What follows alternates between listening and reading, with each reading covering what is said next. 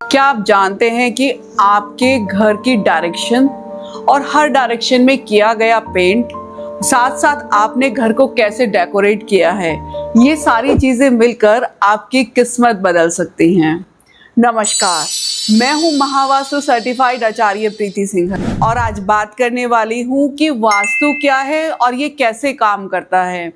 वास्तु दरअसल आपके घर में आपके साथ वास करने वाली वो हर एक चीज़ है, चाहे वो आपके घर की डायरेक्शन हो, पेंट हो, फर्नीचर हो, या तो फिर आपने जो भी डेकोरेटिव आइटम्स लगाए हुए हैं वो सब एक खास तरह की एनर्जी आपके ऊपर डालते हैं, जो कि हमारा सबकॉन्शियस पिक कर लेता है और वहाँ से वो फिर हमको एक पॉजिटिव या नेगेटिव एनर्जी को रिफ्लेक्ट करता है,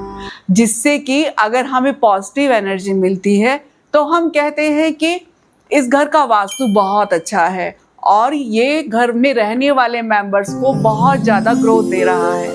और अगर यही एनर्जी नेगेटिव हो जाती है तो हम कहते हैं कि इस घर में वास्तु दोष है और इस घर की नेगेटिविटी से घर में रहने वाले मेंबर्स लगातार बीमार पड़ते हैं, या तो वो नई नई अपॉर्चुनिटी उनको मिल नहीं पाती,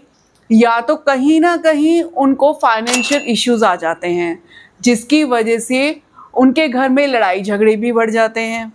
तो इस तरह से बहुत सारे रीज़न होते हैं जब हमारे घर में वास्तु दोष आ जाता है, और यही वास्तु दोष जब हम दूर कर लेते हैं तो हम जिंदगी में नए नए मुकामों को पार करते चले जाते हैं।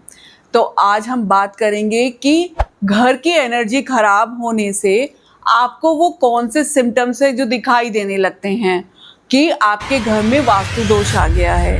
अपने घर में आए वास्तु दोष को जानने के लिए आपको किसी से पूछने की ज़रूरत नहीं है, ये आपको महसूस होता है। और अगर आप ये समझ जाएं कि ये कैसे महसूस हो रहा है या कैसे इसको महसूस करना है, या फिर क्या वो सिम्टम्स हैं जिससे कि हम पता लगा सकें कि हमारे घर में वास्तु दोष हैं कि नहीं हैं,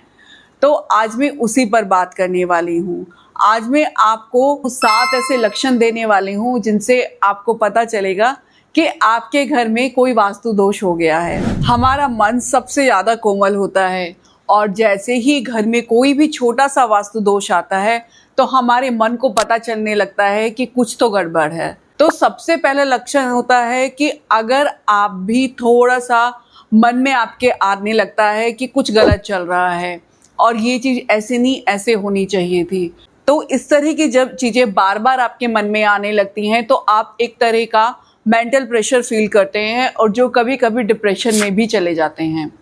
तो ये बहुत ही अर्ली स्टेज होती है डिप्रेशन की।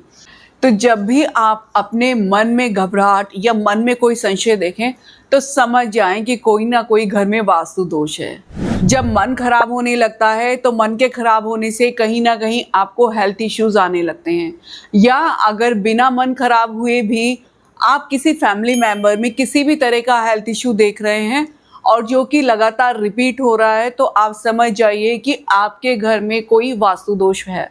बिना वास्तु दोष के आपको कोई मेजर हेल्थ इशू नहीं होने वाला है। मौसमी बुखार की मैं बात नहीं कर रही हूँ। चेंजिंग वेदर में थोड़ा बहुत इश्यूज हो जाते हैं, पर अगर आपको लगातार कुछ इससे बड़ी बीमारियां आप अपने फैमिली मेंबर्स में देख रहे हैं तो आप समझ जाइए कि आपके घर में कोई ना कोई वास्तु दोष जरूर आ गया है। फिर इसके बाद होता है कि आपको फाइनेंशियली लॉसेस आने लगते हैं, यानी कि आपकी पेमेंट्स ब्लॉक होने लगती हैं, या तो फिर आपके इन्वेस्टमेंट्स खराब होने लगते हैं, या अगर घर में कोई छोटी मोटी चोरी हो रही है तो भी आप समझ जाइए कि ये किसी वास्तु दोष की वजह से है। बिना घर की एनर्जी चेंज हुए कुछ भी इस तरह के बदलाव होते नहीं हैं। अगर ऐसा होता तो ये चेंजेस सभी की ज़िंदगी में होते, खास आपकी ज़िंदगी में है तो आपको समझ जाना चाहिए कि घर की एनर्जी आपको सपोर्ट नहीं कर रही है। फिर इसके बाद होता है कि आप कुछ करना चाहते हैं, आप लगातार मेहनत कर रहे हैं, लेकिन आपको वो ग्रोथ नहीं मिल रही है और आप एक के बाद एक किसी ना किसी स्ट्रगल में फंसते जा रहे हैं। तो ये इसका भी एक मेजर कारण यही होता है कि आपके घर की कुछ खास दिशाओं में कुछ खास चेंजेस हो जाने की वजह से आपको इस तरह के इश्यूज फेस करने पड़ते हैं। तो अगर ऐसा आप फेस कर रहे हैं तो भी आपके घर में एक बड़ा वास्तु दोष हो सकता है। अब इसके बाद जब आपके घर में फाइनेंशियल इश्यूज आने लगे तो कहीं ना कहीं आप देखेंगे कि घर में लड़ाई झगड़े बढ़ जाते हैं, एक दूसरे से चीज़ें जुड़ी हुई हैं। मैं ये नहीं कहती कि ये इसी सीक्वेंस में आएंगी, किसी के यहाँ सीक्वेंस चेंज हो जाता है और किसी के यहाँ सीधे रिश्तों पे वार होता है और चीज़ें खराब होनी शुरू होती हैं क्योंकि उनके घर के रिश्ते खराब होने शुरू हो जाते हैं। हर एक घर की एनर्जी अलग होती है, तो हर एक घर से सिम्टम्स भी बहुत अलग आते हैं। तो अगर रिश्तों में तनाव लगातार बढ़ रहे हैं तो इसका भी मेजर इशू आपके घर का वास्तु ही है। अगर आप उसको ठीक कराएंगे तो ये रिश्तों की टकरार भी आप ठीक कर सकते हैं। और अगर हम ये बहुत जल्दी ठीक नहीं करा पाते तो छोटे छोटे झगड़े बड़े बड़ी टकराव में बदल जाते हैं और एक दिन वो आता है कि जब हमारा बना बनाया रिश्ता टूट जाता है।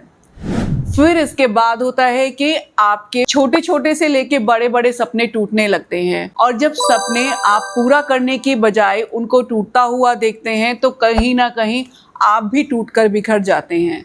तो इस तरह से टूटकर बिखरने से पहले अपने घर का वास्तु जरूर ठीक करा ले, क्योंकि 1000+ क्लाइंट्स के साथ काम करके मैंने ये पाया है कि घर की एनर्जीज को ठीक कर कर हम टूटे रिश्ते और डूबे फाइनेंस को भी ठीक कर सकते हैं।